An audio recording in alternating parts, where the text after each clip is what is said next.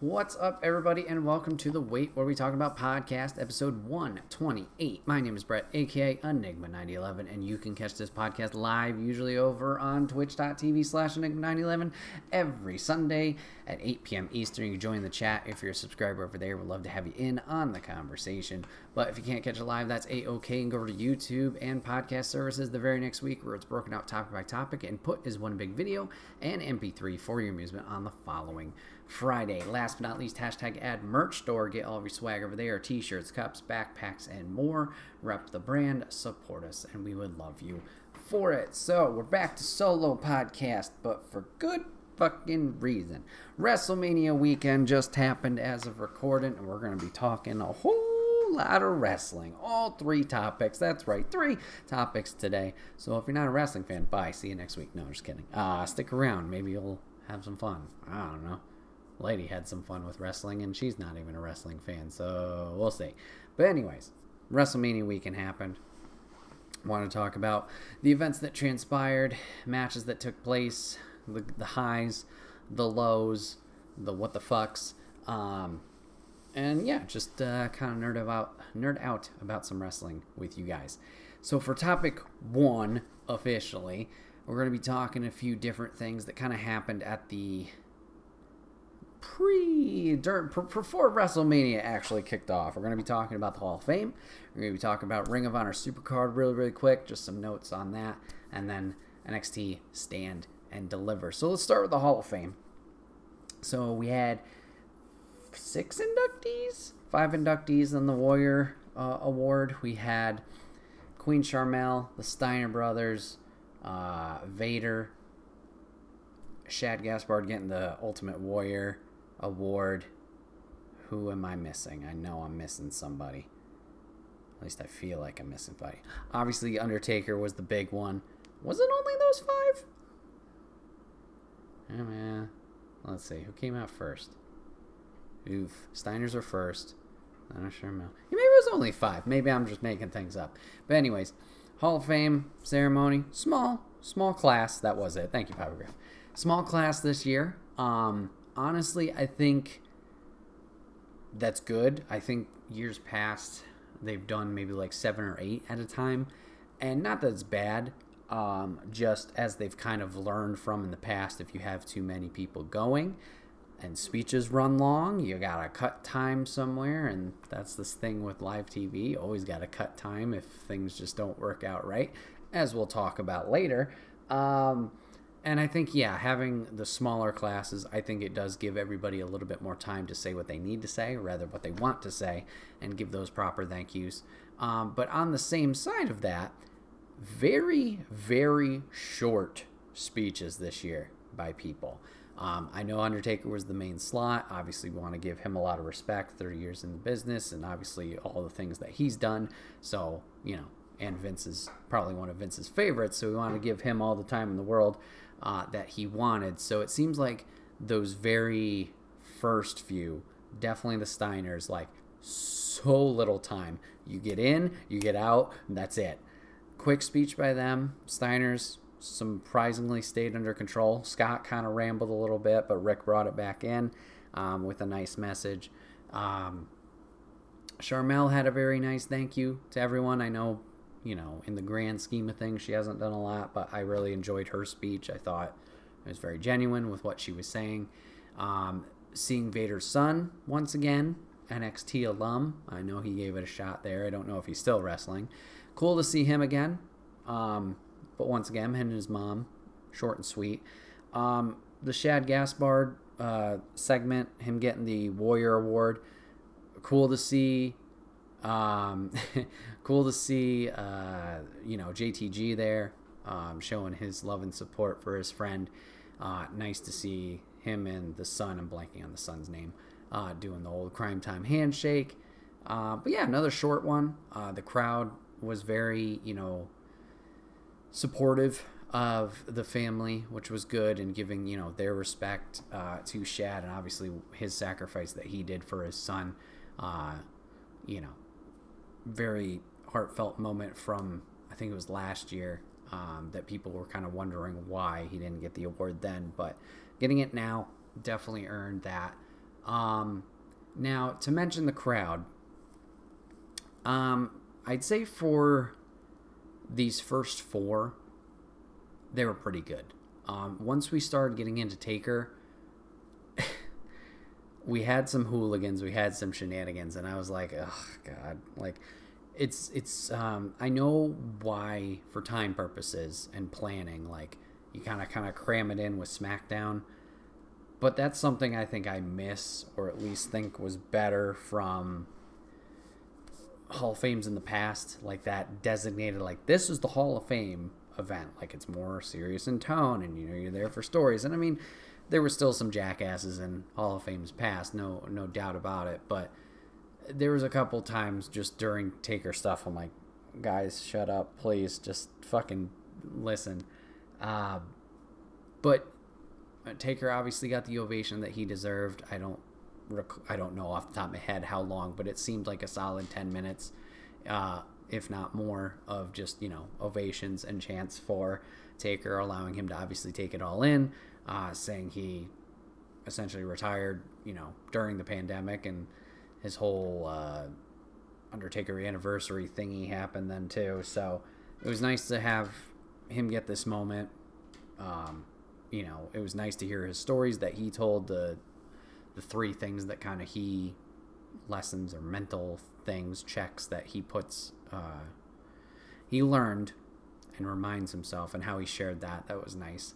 And obviously calling out, different people of his past that have done a lot for him, whether it was HBK, Triple H, Kane, a lot of these guys, in the club, the, Rikishi and Yokozuna and Godfather and stuff like that. So it was nice. And it's really nice to hear Taker share these stories. Obviously, we've gotten glimpses of that with the Last Ride documentary and stuff like that, especially with him being such a strong character where he wouldn't, do outside stuff because he was so committed to that. So hearing finally this character come out as himself and, share these stories, share these experiences is nice.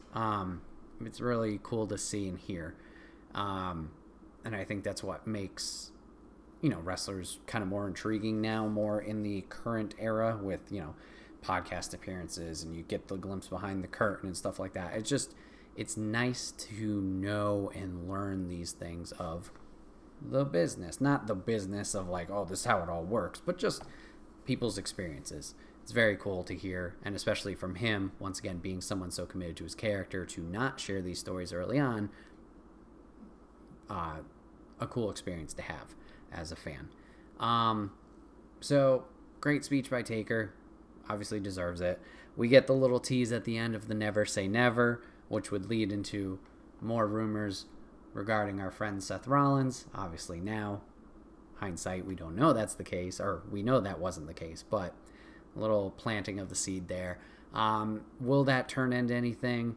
I think if it ever does, it's just obviously going to be like a one, quick pop-in appearance. I don't think it will be a full match or anything. If anything, maybe another cinematic. I don't know if the time for that is over. Obviously with the pandemic era, is a little bit more easy to do and kind of, smart to do with nobody there. Why not? Everybody's watching on TV anyway, so it's not a big deal for a live audience if we have a cinematic match, because there is no live audience during that time. I don't know if those types of matches will ever continue, but I could see something going that route for him.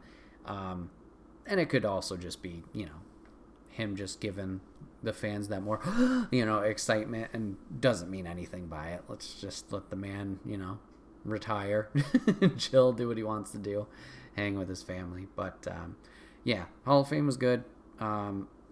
Just, overall surprised how short the beginning speeches were. But I understand it in the grand scheme of things. Hopefully they don't feel slighted or whatever it is. I don't know. None of my business, but there's that. So let's hop over to the Ring of Honor Supercard real quick. Now, I don't watch Ring of Honor, nor did I watch Ring of Honor, RIP, while it was going on. But just seeing it on social media, I know a lot of these names and faces. I just haven't actively watched the program. Probably should give it a try. But it was really interesting to see the results that came out of there. And boy, did they get hella new champions as their transition over to AEW and Tony Khan's wing. He kind of has to shift some things around. As for, some of these people not being signed and then figuring out funds. So, I think almost every championship changed hands. So we have now Mercedes Martinez as the interim Ring of Honor's Women's World Champion. Deonna Purrazzo still has that. They just have to figure out, the specifics as she's over in Impact and when her planning will work, to figure this out. FDR takes the Ring of Honor World Tag Team Championships from the Briscoes, which there's rumor the Briscoes may go to Impact Wrestling. Suzuki, this was a weird one. Suzuki took the TV title from Rhett Titus. Who the fuck is Rhett Titus? Everett Lawrence Titus. Don't know. Okay, anyways. Yuta with a big win over Josh Woods, becoming the Ring of Honor Pure Champion, and also signing to AEW, finally, after that. And then we got Jonathan Gresham defeating Bandito to become the undisputed Ring of Honor World Champion. Bandito's great from the limited stuff I've seen of him. So it was cool to see him as a world champion. Obviously, well, if you don't know, they had kind of two champions for some reason, with Bandito being one and then John Gresham being the other. So with this unification, good for Gresham going forward. It's going to be interesting to see where he officially lands. I guess, I'm speaking out of my ass. I guess AEW, because he is that undisputed champion. But cool for him. Hopefully Bandito has continued success from here, wherever he goes. And then we get one more big surprise at the end of the night. I think it was the end of the night, where we get a returning Ring of Honor talent and a big signee of Samoa Joe. Samoa Joe is back in Ring of Honor, and he will be making his first AEW official appearance on this coming Wednesday. So as of recording, 2 days from now, as from the full episode 2 days ago. But yeah, Samoa Joe, now All Elite. So once again, they're getting more crowded over there. Hopefully, all goes well. I'm sure, he will do well as a talent. Hopefully, booking-wise, he has some stuff to do. And it's not this weird limbo of, we brought somebody new, and then there they go. Bye. Not leaving, but just the limbo of the AEW roster. So we'll see. We shall see how that works out for our friend Samoa Joe. Last, for this topic, Stand and Deliver. Did you sleep through the... No, we did also have the Young Bucks come in and kick the Briscoes. No, that did happen at the Supercard. I didn't really go into super detail about each match, but yes, I don't think it was in the match itself. I don't know if it was just post, but yes, the Young Bucks did teleportation magic to teleport from AEW Rampage over to the Ring of Honor Supercard. Super kicked both the Briscoes, and we have hints of that now, that those guys will be, doing shit. So yeah, we'll have to see if that turns into anything. Obviously, like I said, current rumors right now are Briscoes are headed to Impact, and it seems like Impact and the Bucks, Impact and the AEW. The AEW and AEW, I don't know if they have that partnership still. So we'll see. It was post-match. FTR had gone to the back, and then they ran in. Gotcha. Thank you for that. So yeah, we'll have to see. We'll have to see how this plays out. I don't see why they couldn't set something up, but once again, it seems like that relationship has kind of wavered between Impact and AEW if the Briscoes are headed to Impact. I guess time will tell. Why plant the seeds if you're not going to deliver on it? Well, we'll see. Okay, so NXT Stand and Deliver. So in total, Stand and Deliver had 6 matches and then a pre-show match. Why they had a pre-show match? I don't know. Why did you put the women's tag belts as the pre-show match? I don't know. Overall thoughts on Stand Deliver before I get into the nitty gritty. It was fine. And maybe this is my old begrudging, old man yelling at clouds statement. I don't know. I miss the black and gold brand. This 2.0 shit ain't doing it for me. It's not that these wrestlers aren't talented, obviously. It just feels different. Nothing felt super exciting. Nothing felt like I was on the edge of my seat. Like there was a couple times, we'll get to it, in Mania where I was literally jumping because I thought something was going to happen or a finish was going to go through that didn't. I never had that at TakeOver. I started TakeOver late. I missed the first match. I started pretty much halfway through Tommaso and D'Angelo. And yeah, it was just, all right, I'm sitting on my couch chilling watching this. There was I had no investment, it seemed. Like nothing pulled me in. Now, granted, the first match, if I had watched it, I think might have taken it for me. Watching it in replay, I was like, oh shit, yeah, okay, there's some stuff going on here. However, the treatment of the first match, very awkward, very weird. And what I mean by that, I already mentioned the women's tag belts in the pre-show. This ladder match for the North American title, half of the guys entered on the pre-show.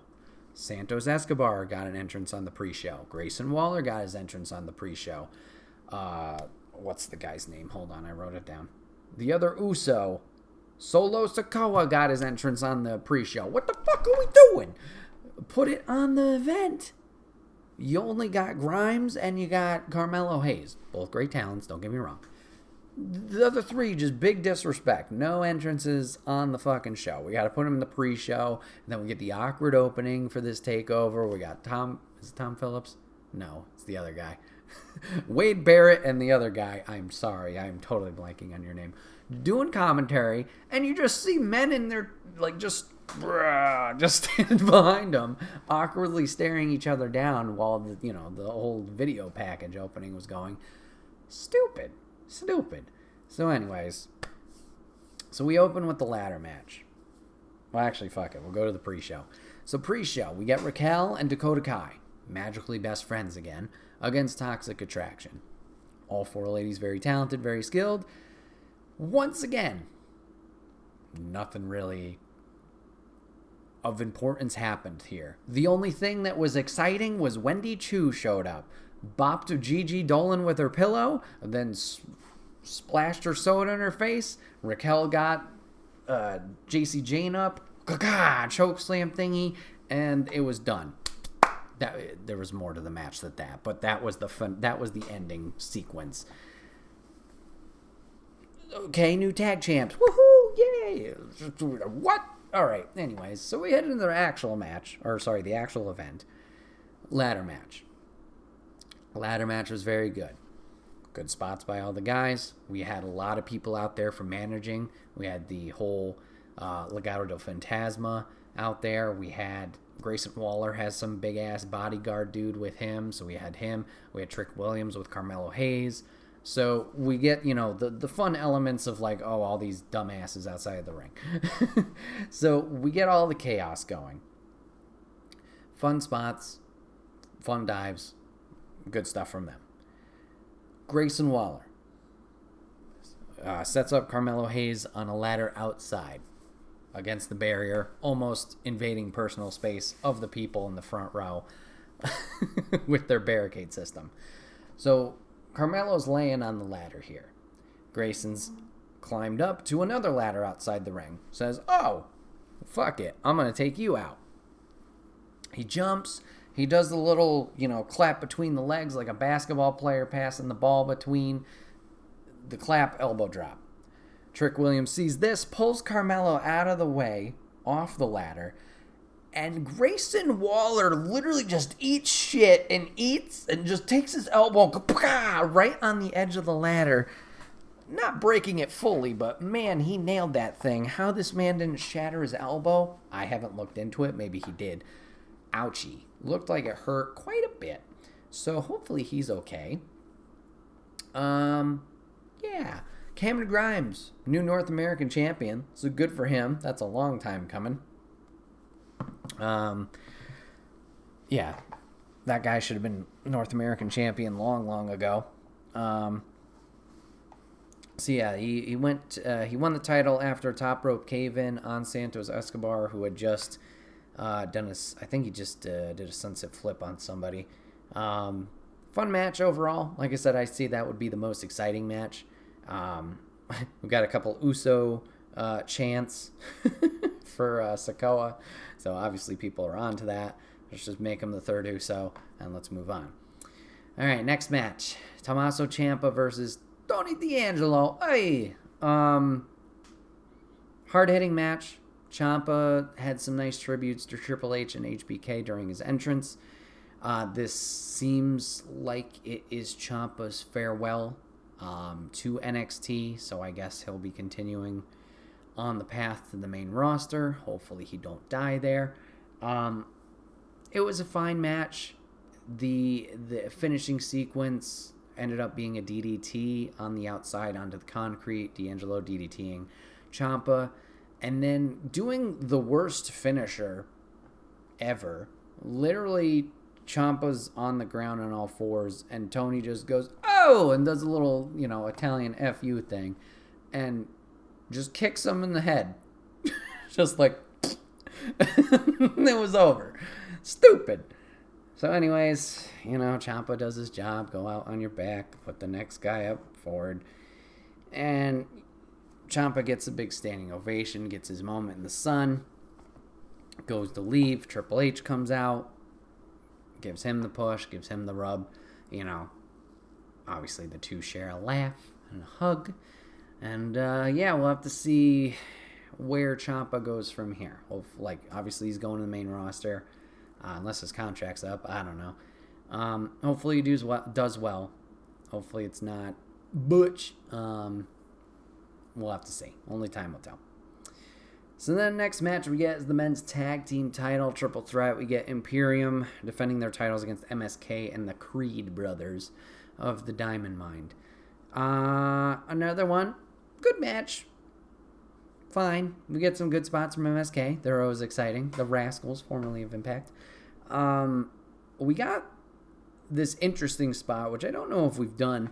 We've always done the tower thing, guy stands on top rope, two guys grab him, another guy grabs them, pull down, and they all go. We got a tower spot, but we got a tower spot into people fighting. So I think it was Wes Lee and then Marcel Barthel, duking out, they're punching each other, and the tower came over and fell into them. That was kind of cool. I mean, just the adding the slight difference of people fighting behind the tower. So we got the tower. Imperium is going to attempt to do their finish on, I believe, Wes Lee. MSK Nash Carter is able to save him. Do the jump, vertical Hurricane Rana into Nash Carter, who power bombs. I believe it was Fabian Eichner. I could be wrong with that. 1, 2, 3. MSK once again tag team champions. Woo woo! For a second time, so good for them. Excited to see how they can continue up the ladder. Yes, Ciampa was the last standing of the originals. Yeah, Cole's gone, Gargano's gone, O'Reilly's gone. I think Roderick's still there, so you could count him. Riddle's gone, Lee's gone, Cross is gone. A lot of people gone. Yes, yeah, he might have been one of the last old-timers, OGs to ship off. Like I said, I think Strong's still there. And then other than the ladies, Io's still there and Dakota's still there. I think he was the last of the gentlemen. All right, so we're going to move on to the NXT Women's Championship. Speaking of Io, we're going to have a fatal four-way. Kaylee Ray versus Io Shirai versus Cora Jade versus the defending Mandy Rose. Ladies did also okay. Not bad. Not bad at all. Cora Jade still has to kind of win me over. I I don't know. I don't know if the gimmick is just like, I'm really young. I'm 21. Look at me do stuff. She doesn't seem threatening at all. There was a couple times where she had run into the ring to try and attack somebody or whatever, and she kind of just did these flailing hammer fists, and I was like, what's that doing? That's doing nothing.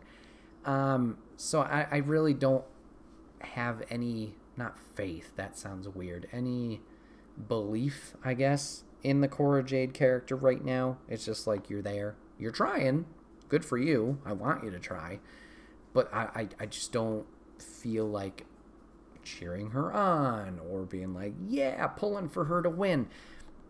Just, I don't know, we're trying, but for me, nah, I'm good. So anyways, Cora did hit one big move on Kaylee Ray. She's going to nail Kaylee Ray with a destroyer on the apron. That I probably jumped for. That looked rough. Obviously, the apron, the hardest part of the ring. Laying on her head there, looked rough. Starts selling it well outside. I was in a panic. Not a panic, but I was worried. So we get that. So then we get Io and Mandy on the inside. Io is going to do a Spanish fly to Mandy. Does a little celebration. Goes for the pin. And here comes Cora jumping off the turnbuckle to break up the pin. She broke it up, but honestly, she whiffed. Just totally missed. Totally missed that senton or whatever the hell that was. So they were kind with that. And then we get into the finisher a little bit, or the finish a little later on. So Kaylee Ray has recovered. She's going to hit her buster. I don't remember the full name on it. Hits her finish on Cora. She's going to go to the top rope to hopefully finish it off. Io's going to push her off and interrupt. Io's going to do her moonsault that we've seen a million times onto Cora and celebrates once again, giving Mandy enough time to run in. Shining Wizard her in the face, pins, and Mandy will retain her title. Okay, fair enough. This is the best wrestling I've seen Mandy do ever. So, I'm fine with it. I'll allow it. Moving on. Then we get the dumbest part of the show. The sexy cowboy costume vote off. Only good part of this was seeing Dexter Lumis attempt to almost kill a man with a belt. Dumb. Moving on. And then we get our main event. Oh, no, sorry. We got Gunther, a.k.a. Walter, and and LA Knight. Once again, I don't know if it was just my interest. I was just like, nah. It was fine. Gunther wins with his power bomb. See ya, bye. LA Knight, we'll see you on the main roster this week, maybe later. Main event time! It's the time for the NXT men's title, the world title. Dolph Ziggler defending against Braun Breaker. The two put on a good match. They were back and forth. Good moments from them. We get Bobby Roode getting chucked out at one point because he was interfering too much. Breaker, during his entrance, for some reason, chainsawed the NXT logo. All right, whatever. But Dolph is going to retain here after an eye rake while Braun was attempting to do his finisher, a push into an exposed turnbuckle, and the super kick. I think that makes sense. 3 strong moves. You gotta obviously take Breaker out some way. Now, I'm seeing a lot of people, and by a lot of people, I just mean people I know personally, questioning what the fuck is this? Why did Ziggler retain? Okay, good question, first off. Second, I think it's just, it was really obvious to have Braun win here. Everybody's expecting it. Dolph's not supposed to be even, not even supposed to be in NXT, and he pops in as champion, and now, it's Mania weekend. The Steiners are getting inducted. Braun's obviously the son of Rick. Everything's lined up. Give Braun the title back. I think they went with this, obviously, for the surprise factor. Now, is that the only reason they should do it? Just because the shock factor? No. But I think this is good. Keeps us on our toes. I do like the surprise element. And also, I think Ziggler can do good at he does a great job of getting people over. We've known this for years. He sells the shit out of everything. So, I think having him there can help elevate others, similar to other veteran talent. That's why Ciampa was still around for the longest time. That's why Pete Dunne was still around until he became Butch. They were there to elevate. So, keep him there for a little while, see what he can do. This is something I wish happened with the Black and Gold brand. Not the elevation aspect, don't get me wrong. Those guys didn't need to be elevated. They were doing it themselves. But this main roster crossover, I wish happened more pre-2.0 era. We got a little bit in the pandemic area with the Great American Bash with Io and Sasha. That was cool. But it would have been nice to have... I feel like this is trying to bring NXT, into the fold of acknowledgement and not this whole separate thing. And that could have been a whole jealousy thing. NXT's crushing us. Everybody loves their shows more. Blah, blah, blah. Whatever. But it is nice to see this crossover. I don't know. So that was NXT Stand and Deliver. Fine. Not the greatest. Not what it was. Duh. So there's that.